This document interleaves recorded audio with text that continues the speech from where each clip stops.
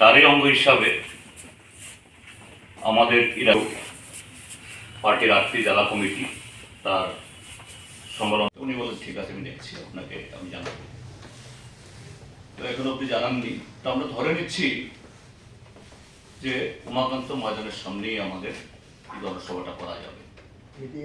আনুষ্ঠানিকভাবে হয়তো এখনো জানাননি, আমি চেষ্টা করছি বারবার, কিন্তু মুখ্যমন্ত্রী দপ্তরকে ধরা যাচ্ছে না, মুখ্যমন্ত্রীকে ধরা যাচ্ছে না।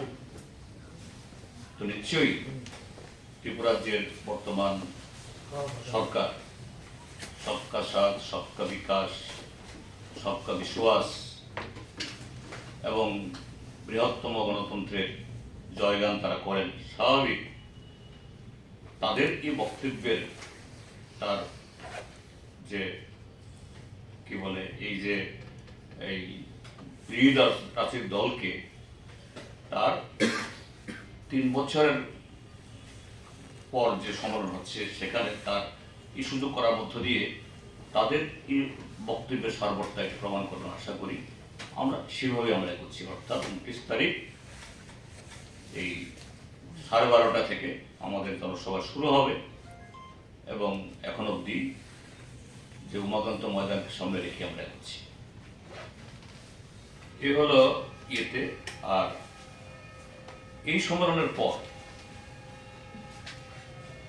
আমাদের এই প্রক্রিয়া আমি আগেই বলেছি, একদম তৃণমূল থেকে সর্বাগ্রস্ত আগামী 2 থেকে 6 এপ্রিল আমাদের পার্টির সর্বভারতীয় সম্মেলন, তথা আমরা পার্টি কংগ্রেস বলি, এটা সংগঠিত হবে তামিলনাড়ুর মাদুরাই শহরে।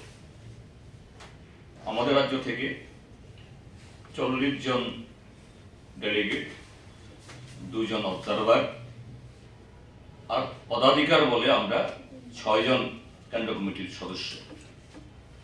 40, 2, 42, 6, 48 জন প্রতিনিধি আমরা এই মাদুরাই পার্টি কংগ্রেসে আমরা অংশগ্রহণ করব। এই হলো মোটামুটি সম্মেলনকে কেন্দ্র করে। আর আরেকটা খুবই স্পর্শকাতর ব্যাপার আমি এখানে যা সম্মেলনকে কেন্দ্র করে আর কয়েকটা কথা বলতে চাই। সেটা হলো যে আমাদের যে ব্রাঞ্চগুলো থেকে এই জেলা অবধি যে সম্মেলনটা হয়ে গেল, বা সামনে যে রাজ্য সম্মেলন হবে, তার ইম্পর্টেন্ট হাইলাইটসগুলো কি? আমাদের সম্মেলনে আসলে কি আলোচনা আমরা করব? আমাদের সম্মেলনে মূলত যে রাজ্যের চলমান